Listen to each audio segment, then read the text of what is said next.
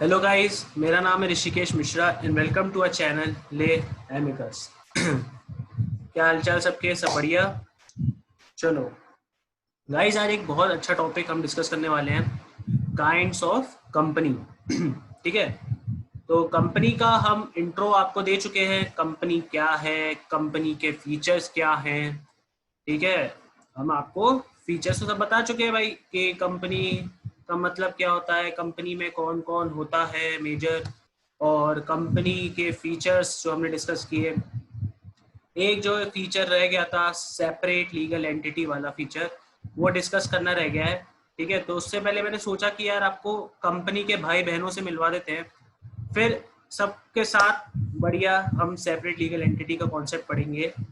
तो आज हम लोग काइंड्स ऑफ कंपनी देखेंगे, मतलब कंपनी के भाई बहन रिश्तेदार जितने हैं वो सब देखेंगे। पार्ट 1 है ये, तो उसमें कुछ है रिश्तेदार, बाकी के रिश्तेदार हम बाद में डिस्कस करेंगे। ठीक है, समझ में आ रहा है? मास्टर अभी कुछ समझाए नहीं तो समझ में कैसे आएगा, कुछ समझाओ तो। हाँ चलो ठीक है, तो आपको समझाते हैं अब। ठीक है, काइंड्स ऑफ कंपनी हम शुरू करने वाले हैं। तो भाई शुरू करते हैं बिना किसी बक के। तो देखो, पहला भाई बंधु है प्राइवेट कंपनी। क्या नाम है भाई इसका? प्राइवेट कंपनी, जो कि आपको सेक्शन 2 क्लॉज 68 में, सेक्शन 2 क्लॉज 68 में आपको दिख जाएगा। ठीक है, इसकी डेफिनेशन दिख जाएगी कि प्राइवेट कंपनी होती क्या है। ठीक है, ये थोड़ा यार सडू टाइप का है। ठीक है, ये हर बहुत रिस्ट्रिक्टेड रहता है, बहुत खुला नहीं, बहुत इंट्रोवर्ट टाइप का है। मतलब कुछ चीज़ देता नहीं, इंट्रोवर्ट भी नहीं कहें तो बहुत कुछ चीज़ें देता नहीं है, शेयर नहीं करता, बहुत अपने में रहता है। तो अगर आप इसकी डेफिनेशन देखेंगे, ठीक है, तो आपको समझेंगे। जैसे हमने हमारा पहला पॉइंट जो है इसका, जिसपे साफ साफ लिखा है कि मिनिमम शेयर कैपिटल की भाई कोई भी रिक्वायरमेंट नहीं होती है। ठीक है, तो प्राइवेट कंपनी में मिनिमम शेयर कैपिटल की कोई भी रिक्वायरमेंट नहीं होती है कि भाई इतनी शेयर कैपिटल लगेगी एक प्राइवेट कंपनी स्टार्ट करने में। ठीक है, तो कोई भी मिनिमम शेयर कैपिटल नहीं होती। लेकिन ऐसा पहले नहीं था।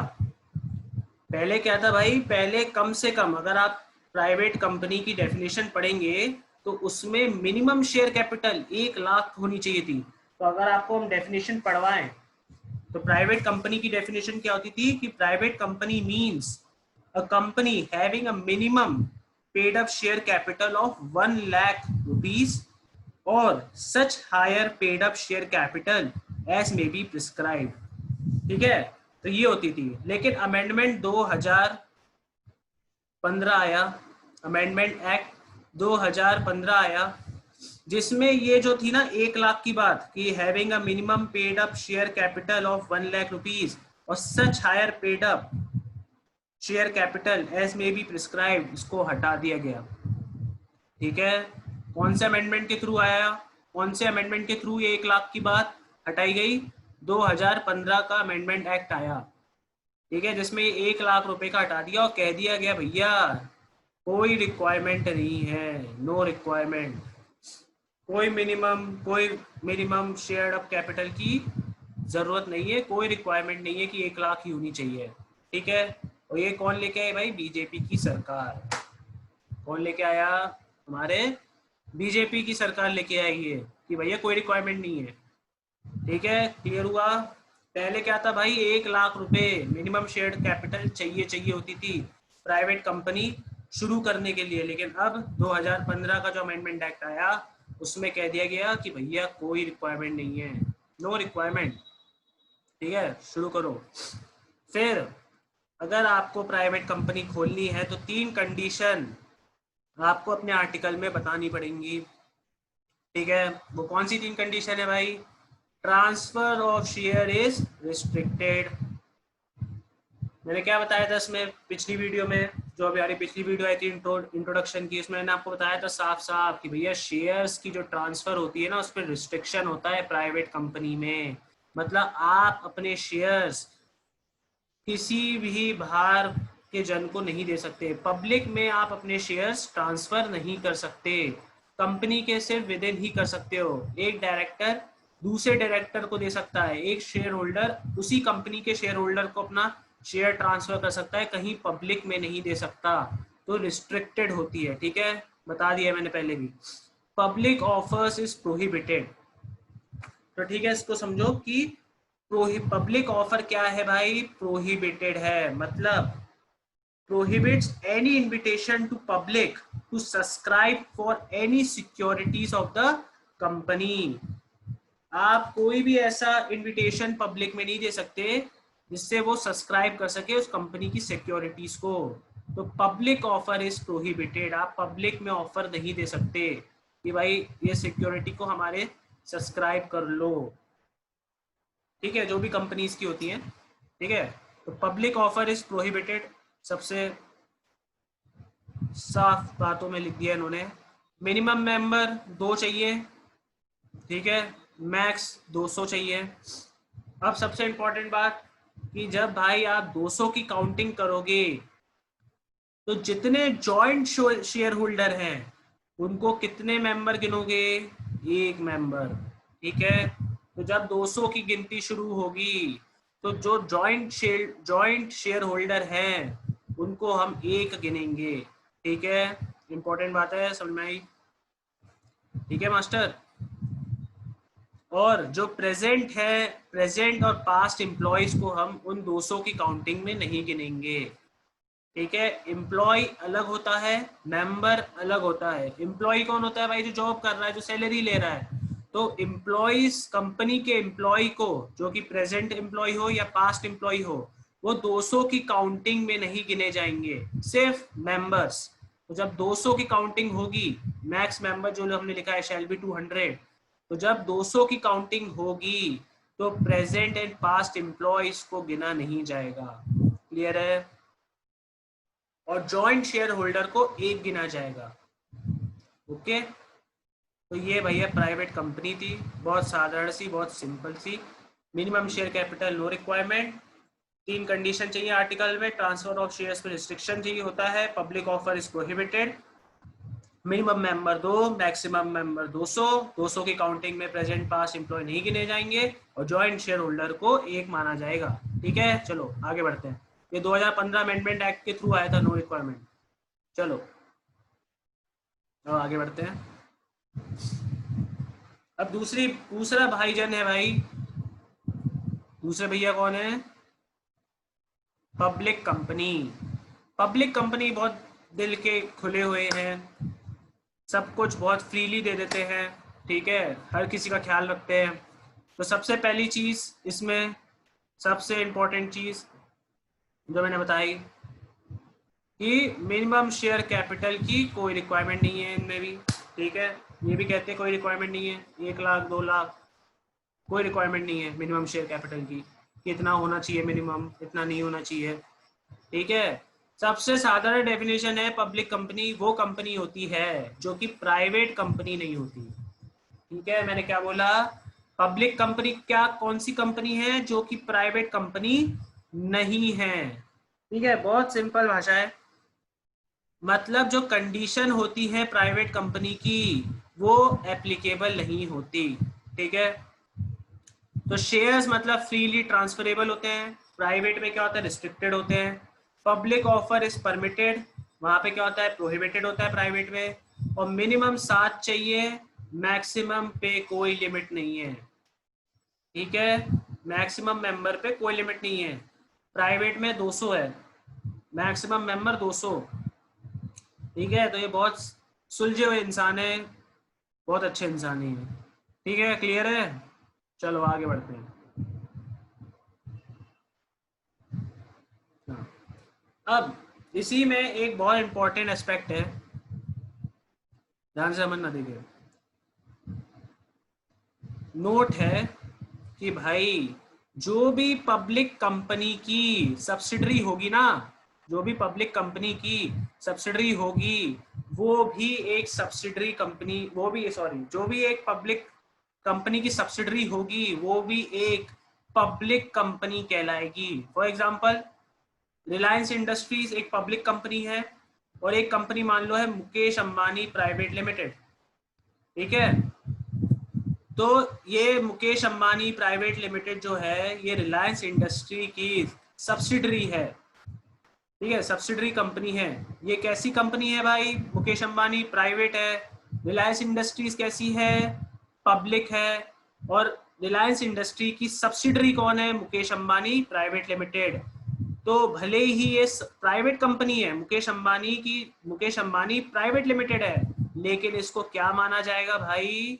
Public company. इसलिए इनको कहते हैं डीम्ड पब्लिक कंपनी, जो कि पब्लिक कंपनी है नहीं, ठीक है, जो कि पब्लिक कंपनी नहीं है। Mukesh Ambani private limited is not a public company, लेकिन वो पब्लिक कंपनी की सब्सिडरी है, तो इसलिए उसको पब्लिक कंपनी माना जाएगा। इसलिए इनको क्या कहते हैं? Deemed public company. जो डीम्ड पब्लिक कंपनी है, जो असली में पब्लिक कंपनी नहीं है, ठीक है। क्लियर हुआ ये पॉइंट? इंपॉर्टेंट पॉइंट है, इसलिए नोट डाला है। चलो आगे बढ़ते हैं। कोई डाउट तो नहीं है ना भाई? All clear? आया ना? सब सही? चलो, तो ये हमारा किस्सा खत्म हुआ प्राइवेट कंपनी और पब्लिक कंपनी का। भाई 1% कंपनी, सोते में भी आदमी बता सकता है क्या है 1% कंपनी, जिसमें 1% हो एज अ मेंबर, वो क्या है? 1% कंपनी। इसलिए ज़्यादा इसमें मैंने कुछ बताया नहीं। अब इंपॉर्टेंट कंपनी आ रही है भाई, स्मॉल कंपनी, ठीक है। स्मॉल कंपनी को थोड़ा समझना अच्छे से जरूरी है। स्मॉल कंपनी क्या है भाई? कि कोई भी ओपीसी, ओपीसी क्या है? मैंने ओपीसी क्या है बोला? 1% कंपनी होता है ओपीसी। तो कोई भी ओपीसी या प्राइवेट कंपनी, ठीक है, कोई भी ओपीसी या प्राइवेट कंपनी जिसकी पेड अप शेयर कैपिटल, जिसकी max paid up share capital, max बोल रहा हूं ना कि मिनिमम, 50 लाख हो, और एंड है, ठीक है, और नहीं है, एंड जिसका मैक्स टर्नओवर 2 करोड़ हो, वो कौन सी कंपनी कहलाएगी? स्मॉल कंपनी, छोटी कंपनी, ठीक है। ये छोटा भाई है भैया, ये छोटा भाई है, प्राइवेट पब्लिक का छोटा भाई है स्मॉल कंपनी, ठीक है। तो स्मॉल कंपनी का क्या बोला मैंने? कि कोई भी 1% कंपनी या प्राइवेट कंपनी जिसकी मैक्स कैपिटल 50 लाख हो, मैक्स कैपिटल 50 लाख हो, एंड मैक्स टर्नओवर 2 करोड़ हो, वो क्या कहलाएगी? स्मॉल कंपनी, ठीक है। समझ में आई? लेकिन ये क्या लिखा है मास्टर? ये बताओ। हाँ, तो ये बता देते हैं कि भैया जो गवर्नमेंट है ना, सरकार, उसने कंपनीज अमेंडमेंट एक्ट 2017 के थ्रू इसकी वैल्यू कर दी कितनी? 10 करोड़। और इसकी वैल्यू कितनी कर दी? 100 करोड़। मतलब गवर्नमेंट शेयर कैपिटल को 50 लाख से 10 करोड़ भी कर सकती है, बढ़ा सकती है, 50 लाख से 10 करोड़ बढ़ा सकती है, और एंड टर्नओवर को 2 करोड़ से 100 करोड़ तक बढ़ा सकती है, अगर सरकार चाहेगी तो। ठीक है मास्टर, समझ में आई बात? कोई भी ओपीसी या प्राइवेट कंपनी जिसकी मैक्स शेयर कैपिटल 50 लाख हो एंड मैक्स टर्नओवर 2 करोड़ हो, वो स्मॉल कंपनी है। लेकिन गवर्नमेंट चाहे तो उसको 10 करोड़ बढ़ा सकती है, किसको? शेयर कैपिटल को, और टर्नओवर को 100 crore.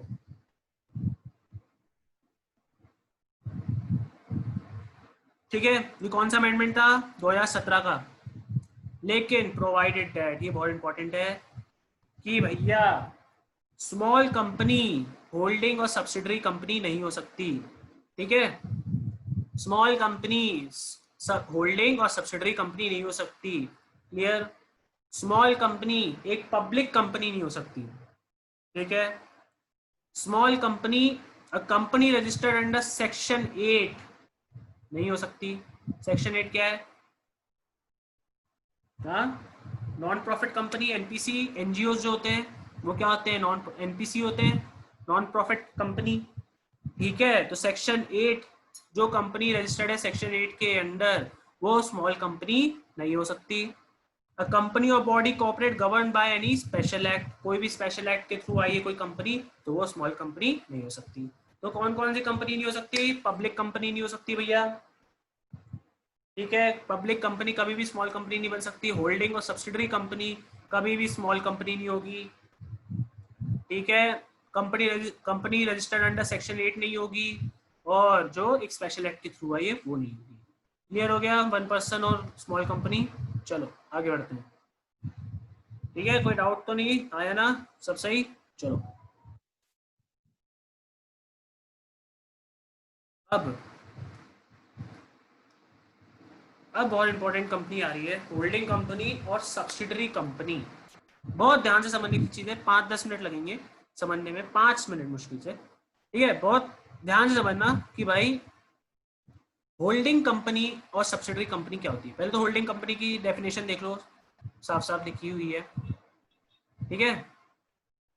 Holding company relation to one or more other companies means a company of which such companies are subsidiary और एसोसिएट कंपनी, ठीक है। होल्डिंग कंपनी छोड़ते हैं हम, पहले सब्सिडरी समझ लेते हैं। सब्सिडरी समझ गए, होल्डिंग अपना समझ जाओगे। देखो सब्सिडरी कंपनी बहुत इंपॉर्टेंट है।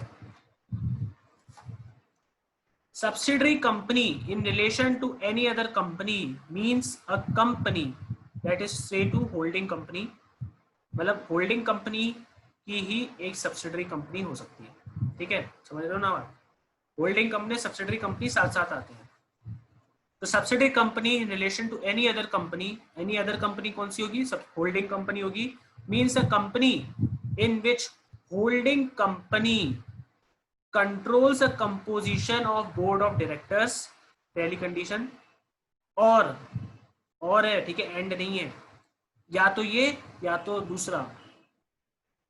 और एक्सरसाइजेज और control more than half of the total share capital either at its own, या तो खुद से या फिर 2-3 मिलके ऑफ इट्स सब्सिडरी कंपनी, ठीक है। अब मैं आपको हिंदी में बता देता हूँ। पहली बात तो ये टोटल शेयर कैपिटल चेंज हो चुका है, अब ये टोटल शेयर कैपिटल नहीं है, अब ये क्या है? टोटल वोटिंग पावर, ठीक है। ये अमेंडमेंट के थ्रू चेंज हुआ है, 17 है शायद, 2017 का चेक कर लेना। तो आप लेकिन जब आप टोटल वोटिंग पावर की, मतलब अब ये मोर than 1/2 of total voting power है, टोटल शेयर कैपिटल नहीं है, ये पुरानी डेफिनेशन है। आज की डेट में है total voting power. Total voting power की आप पर डेफिनेशन देखोगे तो आप कहोगे कि भैया तो शेयर कैपिटल से ही रिलेट हो रहा है, तो कंफ्यूज होने की जरूरत नहीं है, टोटल शेयर कैपिटल भी ले सकते हो आप, ठीक है, क्योंकि उसका कनेक्शन शेयर से ही है। टोटल वोटिंग पावर का कनेक्शन किससे है भाई? शेयर से। तो हम शेयर कैपिटल लिख नहीं सकते, टोटल वोटिंग पावर ही लिखना पड़ेगा, बट कनेक्शन कहाँ है? शेयर से। तो हम शेयर से वाला ही कॉन्सेप्ट यूज करेंगे, ठीक है। अभी मैं आपको सब समझाऊंगा बढ़िया। हाँ, तो मैंने क्या बोला, अब हिंदी में समझ लेते हैं कि वो कंपनी, समझना, वो कंपनी, सब्सिडरी कंपनी कौन सी कंपनी है भाई? वो कंपनी जिसमें होल्डिंग कंपनी ने होल्ड किया है, होल्ड किया है more than half of total voting power, ठीक है। वो कंपनी जिसमें होल्डिंग कंपनी ने होल्ड किया है, क्या होल्ड किया है? मोर than 1/2 of total voting power either at its own, या तो खुद से या फिर उसकी ही सब्सिडरी ने 2-3 मिलके वो चीज होल्ड करी है, ठीक है।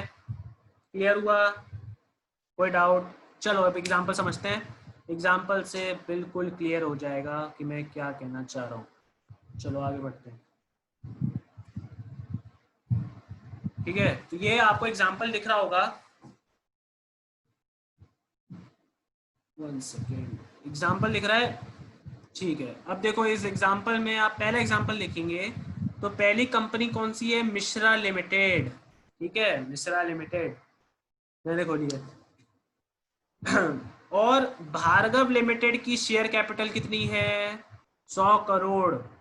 भार्गव लिमिटेड की कितनी कैपिटल है भाई? 100 करोड़। मैं कितना होल्ड कर रहा हूँ शेयर्स? 55 करोड़, मतलब मोर than 1/2 of total voting power. Total voting power share capital से कनेक्टेड है। आप अभी टोटल वोटिंग पावर को भूल के शेयर कैपिटल पे ध्यान देना। जब आप डेफिनेशन पढ़ोगे टोटल वोटिंग पावर की तो आप उसको शेयर कैपिटल से ही कनेक्ट करोगे। तो भार्गव लिमिटेड की शेयर कैपिटल 100 करोड़ है, मैं होल्ड कर रहा हूँ शेयर 55 करोड़, मतलब मोर देन 1/2 ऑफ शेयर कैपिटल। ठीक है, टोटल शेयर कैपिटल की आधे से आधा मैं मोर देन 1/2 होल्ड कर रहा हूँ। तो भार्गव लिमिटेड क्या हो गई? Subsidiary company. मतलब मिश्रा लिमिटेड भार्गव लिमिटेड के मोर than 1/2 of total share capital hold कर रही है। ठीक है, टोटल शेयर कैपिटल कितनी थी? 100 करोड़, मैं मोर देन 1/2 होल्ड कर रहा हूँ, मिश्रा लिमिटेड मोर देन 1/2 होल्ड कर रही है। तो भार्गव लिमिटेड कौन सी कंपनी हो गई? भार्गव लिमिटेड सब्सिडरी कंपनी हो गई। मिश्रा लिमिटेड कौन सी हो गई? होल्डिंग कंपनी, जो होल्ड कर रही है किसके शेयर्स को? More than 1/2 Bhargav limited. तो भार्गव लिमिटेड क्या हो गई? Subsidiary company. क्लियर है?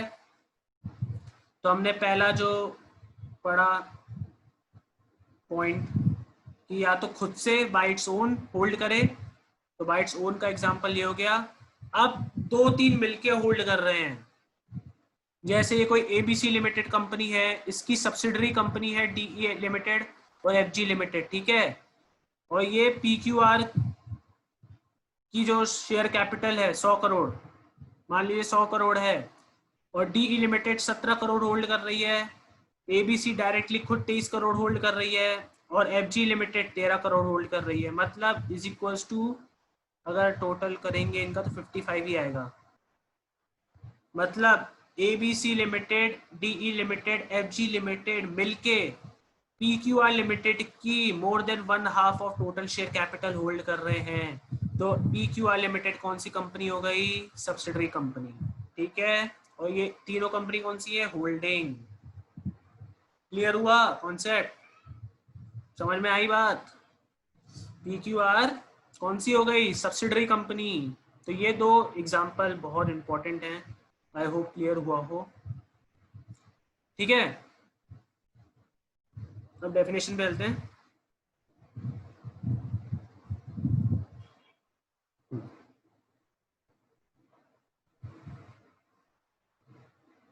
ठीक है, तो subsidiary company in relation to any other company, that is say to holding company, means company in which holding company क्या होल्ड कर रही है? मोर than 1/2 of total share capital, या तो खुद से मिश्रा लिमिटेड वाली, या together with one or more of its subsidiary company, उसी की सब्सिडरी कंपनी के साथ वो किसी कंपनी के मोर देन 1/2 ऑफ शेयर्स होल्ड कर रही है, शेयर कैपिटल।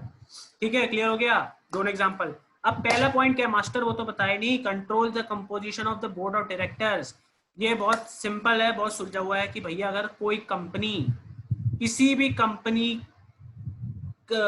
कंपनी का बोर्ड ऑफ डायरेक्टर्स खराब कर सकती है या बना सकती है। हर कंपनी में बोर्ड ऑफ डायरेक्टर्स होते हैं, तो कोई भी कंपनी जो कंट्रोल कर रही है, मतलब कंट्रोल मतलब जो किसी कंपनी के बोर्ड ऑफ डायरेक्टर्स को बिगाड़ सकती है या बना सकती है, वो कंपनी क्या होगी? होल्डिंग। और जिसके बिगड़ रहे हैं या जिस कंपनी के बोर्ड ऑफ डायरेक्टर्स बिगड़ रहे हैं, बन रहे हैं, वो क्या हो जाएगी? Subsidiary company. मतलब फॉर एग्जांपल, अगर मिश्रा लिमिटेड भार्गव लिमिटेड के कंपोजिशन, भार्गव लिमिटेड में जो बोर्ड ऑफ डायरेक्टर्स हैं, ठीक है, उसको बिगाड़ सकती है या बना सकती है, मतलब या तो वो मेजर डायरेक्टर्स को अपॉइंट कर सकती है भार्गव लिमिटेड के, या मेजर डायरेक्टर्स को निकाल सकती है, तो मिश्रा कंपनी क्या होगी? होल्डिंग। और भार्गव कंपनी जिसके डायरेक्टर्स को बिगाड़ा जा रहा है या बनाया जा रहा है, वो क्या होगी? सब्सिडरी। मतलब अगर भार्गव लिमिटेड में 10 डायरेक्टर हैं और मिश्रा लिमिटेड भार्गव कंपनी के 10 डायरेक्टर में से 6 डायरेक्टर को निकाल सकती है या 6 डायरेक्टर को अपॉइंट कर सकती है, तो मिश्रा लिमिटेड क्या है? होल्डिंग। और भार्गव क्या है? सब्सिडरी। ठीक है, मेजरली कह रहा हूँ। ठीक है, रुक जाइए मैं आपको बता देता हूँ इसकी language. The composition of a companies board of directors shall be deemed to be controlled by another company if that other company by exercise of some power at its discretion can appoint or remove all or a majority of directors। अगर Mishra company majority of directors को appoint कर सकती है Bhargava company में, या majority of directors जो Bhargava company के उसको हटा सकती है, तो मिश्रा कंपनी होल्डिंग हो जाएगी और भार्गव क्या हो जाएगी, सब्सिडरी। मतलब भार्गव में अगर 10 डायरेक्टर है और मिश्रा ने 6 डायरेक्टर निकाल दिए, चलो भैया निकलो, हो गई छुट्टी तुम्हारी, तो भार्गव क्या है, सब्सिडरी। और अगर 6 डायरेक्टर अपॉइंट कर दिए तो भार्गव क्या है, सब्सिडरी। ठीक है, क्लियर हुआ? बहुत सिंपल था कि control the composition of board of directors भी आप समझ गए। ठीक है, क्लियर हुआ कि मतलब कंपनी है वो दूसरे कंपनी की पूरी बोर्ड ऑफ डायरेक्टर अपने कंट्रोल में रखती है। कंट्रोल में रखना मतलब मेजोरिटी रखना। ठीक है, ऐसा नहीं सिर्फ 1-2 डायरेक्टर मैं निकाल सकता हूँ, मैं मेजोरिटी ऑफ डायरेक्टर्स निकाल सकता हूँ किसी भी कंपनी के। तो जो वो किसी भी कंपनी है वो तो सब्सिडरी हो जाएगी अगर मैं मेजोरिटी ऑफ डायरेक्टर्स उसके निकाल सकता हूँ या अपॉइंट कर सकता हूँ, और मैं क्या हो जाऊंगा, होल्डिंग। क्लियर हुआ? ठीक है, बहुत सिंपल था, होल्डिंग और सब्सिडरी कंपनी, ये एग्जाम्पल दोनों याद रखना।